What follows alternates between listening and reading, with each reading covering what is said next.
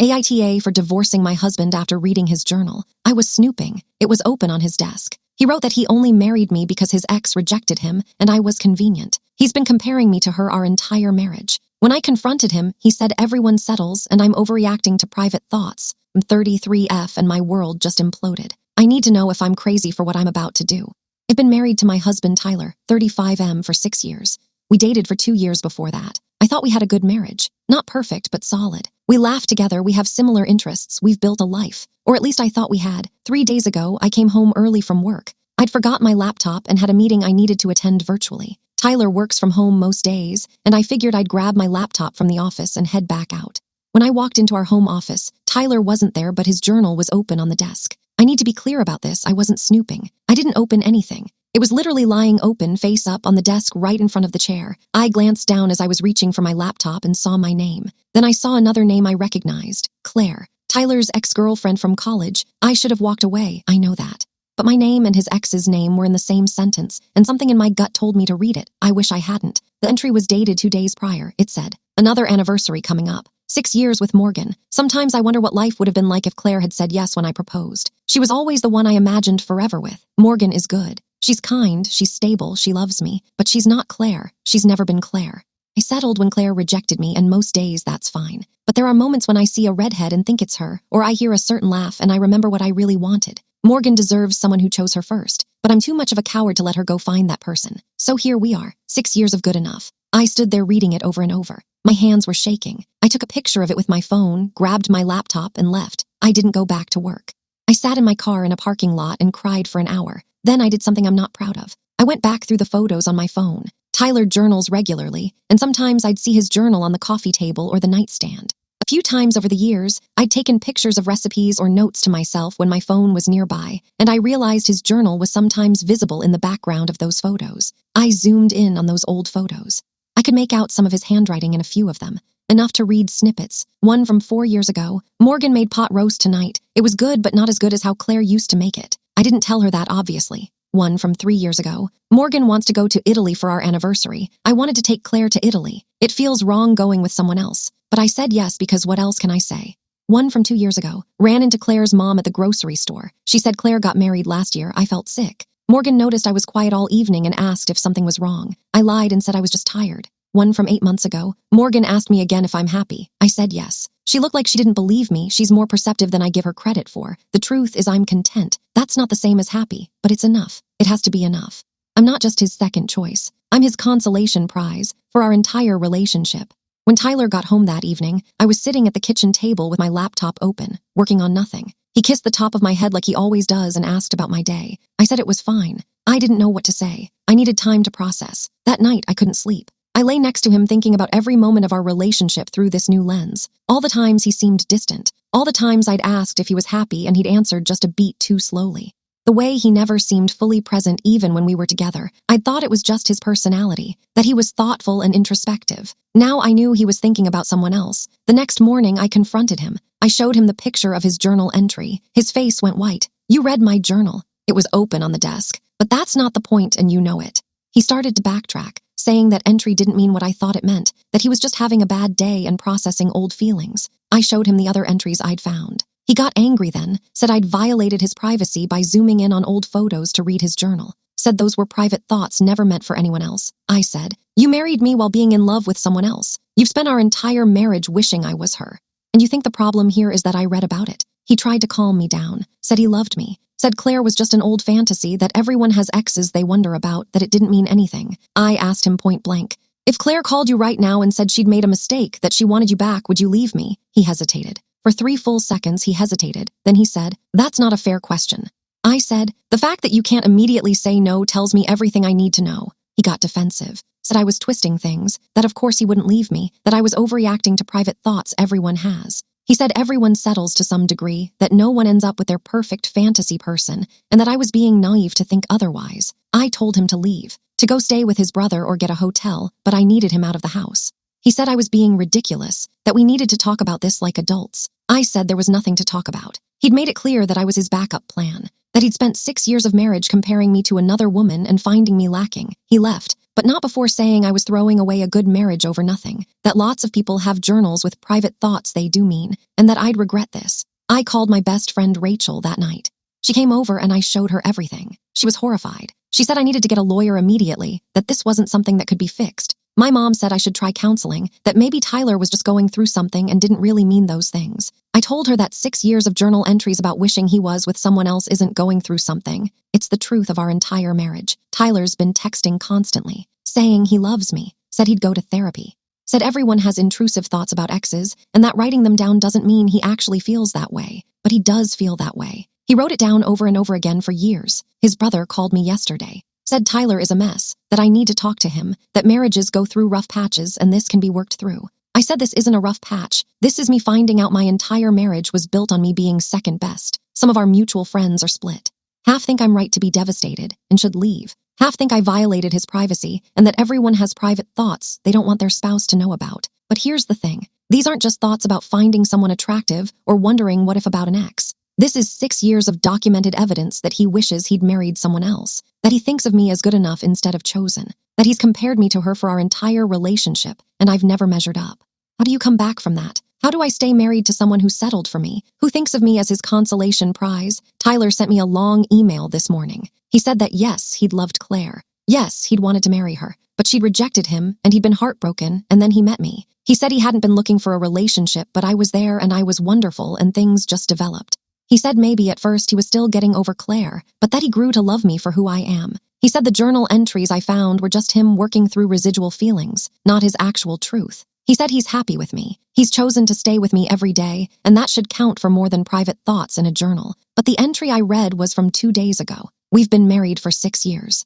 At what point does he stop working through residual feelings and just admit that he wishes he was with someone else? I have a consultation with a divorce attorney tomorrow. Tyler doesn't know yet. He thinks we're going to do counseling and work through this, but I don't think this is something that can be worked through. I'm not someone's second choice. I'm not going to spend my marriage wondering if I'm enough, knowing that in his head I'm being compared to someone else and coming up short. So am I crazy? Am I overreacting to private journal entries that were never meant for me to see? Or am I right that you can't come back from finding out your spouse settled for you? Update 5 days later.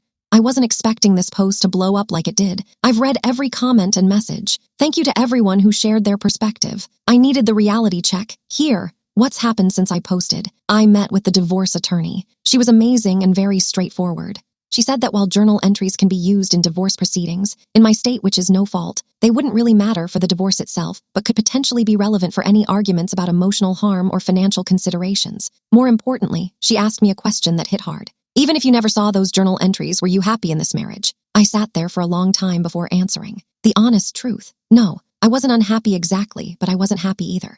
I was existing, going through the motions. I'd convinced myself that's just what long-term relationships look like, but my parents still light up when they see each other after 35 years of marriage. My best friend and her husband are sickeningly in love after 12 years. I told myself Tyler and I were just more reserved, more practical. Now I know the truth. He was distant because he was emotionally somewhere else. And I felt that distance. I just didn't understand why. Tyler and I met for coffee 2 days ago. He wanted to talk before I did anything rash, his words. I told him I'd already met with an attorney. He looked like I'd slapped him. Said I was giving up without even trying to fix things. I said there's nothing to fix. This isn't a problem that appeared. This is the foundation our marriage was built on, and that foundation is broken. He asked what he could do. Said he'd go to therapy, write me letters every day telling me why he loves me, delete every journal, never think about Claire again. Said he'd do anything, I said. Answer one question honestly. If you could go back and do it all over, if Claire said yes when you proposed to her, would you still have ended up with me? He hesitated again. Then he said, that's not how life works. I can't answer hypotheticals. I said, you just did. He started crying, actually crying. Said he was sorry, that he'd been an idiot, that he'd spent so much time living in the past that he'd failed to appreciate what he had. He said I was right, that at first I'd been a rebound, but that over time he'd genuinely fallen in love with me and now I was what he wanted. I asked when that happened. When did I transition from rebound to real love? He couldn't give me a date, couldn't point to a moment, just said it happened gradually. I told him I didn't believe him. I think he loved the life we built. The house, the routine, the companionship, but I don't think he ever stopped wishing I was someone else. He said that was unfair. I said his journal entries were unfair.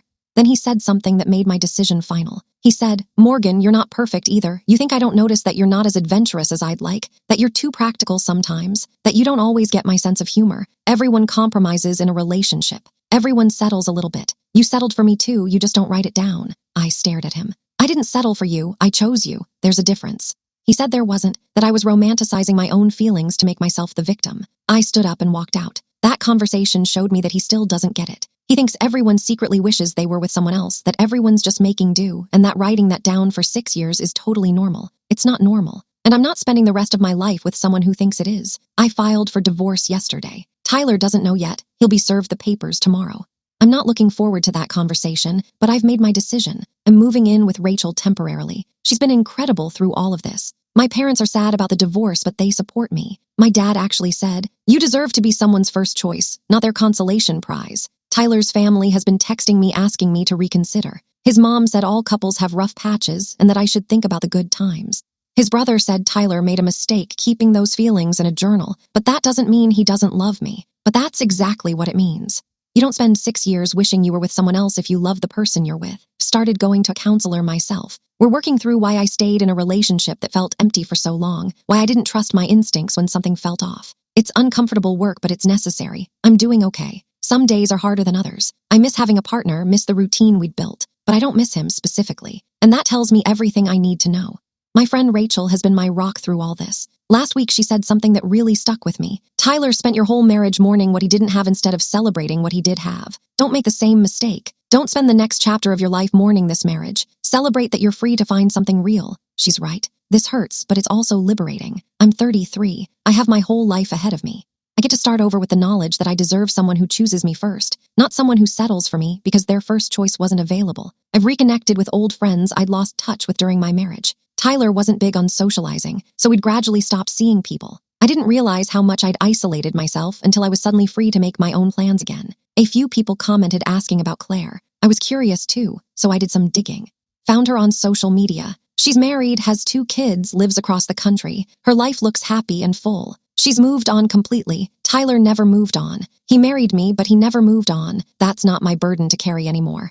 Update 6 weeks later. Things have moved faster than I expected. Tyler initially contested the divorce, saying we should try counseling first. I refused. Then he tried to argue for a longer separation period to really think about things. My lawyer shut that down. We don't have kids and we kept our finances mostly separate, so the divorce is relatively straightforward. We're splitting the house proceeds, dividing the shared assets, and moving on. Should be finalized in about 3 more months. Tyler moved in with his brother. He sends me messages occasionally, usually late at night, saying he misses me or that he's realized how much he messed up. I don't respond. About 3 weeks ago, he sent a long message saying he'd been going to counseling and had realized that he'd been emotionally immature, that he'd held onto a fantasy of Claire instead of accepting reality, and that he'd sabotaged our marriage with his inability to let go of the past. It was probably the most self-aware thing he'd ever said to me. But it was too little, too late. I wrote back once, "I'm glad you're getting help, but this isn't fixable. I hope you figure out your issues before you hurt someone else." Then I blocked his number. Final update, 7 months post-divorce. The divorce was finalized 7 months ago. I'm officially single for the first time in 8 years, 6 married, 2 dating before that. Tyler tried one last time to stop it, showed up at the courthouse on the day of the final hearing and asked to speak to me. My lawyer advised against it, but I agreed to give him 5 minutes. He said he'd been in intensive counseling and had worked through his issues with Claire. He said he'd realized he'd been chasing a fantasy of who she was rather than accepting reality. He said if I gave him another chance, he'd spend the rest of his life proving that I was his choice. I told him I believed he believed that, but that it didn't change the past 6 years. It didn't change that he'd spent our entire marriage wishing he was with someone else. And most importantly, it didn't change how I felt. Because here's what I'd realized. Even if he had genuinely changed, even if he truly was over Claire and fully ready to love me the way I deserved, I didn't want him anymore. Reading those journal entries had shattered something in me. Every time I looked at him, I saw those words. She's not Claire. She's never been Claire. And I couldn't unhear that. I told him I hoped he got the help he needed and that I hoped his next relationship would be with someone he chose first. Then I walked away. The judge finalized the divorce 20 minutes later, here, where I am now. I sold my half of the house to Tyler, took the money and moved to a different neighborhood entirely. Got a small condo that's all mine, decorated it exactly how I want. It's the first place I've ever lived that feels completely like me. Work has been good. I got a promotion 2 months ago that I'd been working toward for years. Throwing myself into my career while processing the divorce actually paid off. I started dating someone a month ago. His name is Aaron. I met him through Rachel, and it's very casual. We've been on 5 dates, and he makes me laugh in a way I don't remember laughing before. He knows about my divorce, and he's been patient with the fact that I'm not ready for anything serious. But here's the thing that made me realize I'd made the right choice. On our 3rd date, Aaron said something about how beautiful I looked. And I realized it was the first time in years that I'd felt truly seen and appreciated. Not compared to someone else. Not settled for. Just chosen. That feeling. That's what I'd been missing in my marriage. That feeling of being someone's first choice. Their active choice, not their backup plan. I ran into Tyler's brother at the grocery store last week. He told me Tyler's been dating someone new. Part of me felt weird about that. We've only been divorced for 7 months. But mostly I just felt relief. Relief that he's moving on. Relief that he's not going to keep trying to win me back. Relief that we're both getting a fresh start. His brother said Tyler seems different, more present, more engaged. I hope that's true. I hope he learned something from our marriage imploding. I hope his next relationship is built on actual choice instead of consolation. As for me, I'm learning what it means to choose myself, to trust my instincts, to not settle for good enough when I deserve great. Someone commented on my original post, saying that Tyler had done me a favor by leaving that journal open, that I dodged a bullet finding out the truth before wasting more years with someone who didn't value me. They were right. I spent 6 years married to someone who was in love with a ghost, with a fantasy of what could have been. I can't get those years back, but I can make sure I don't waste any more time settling for less than I deserve.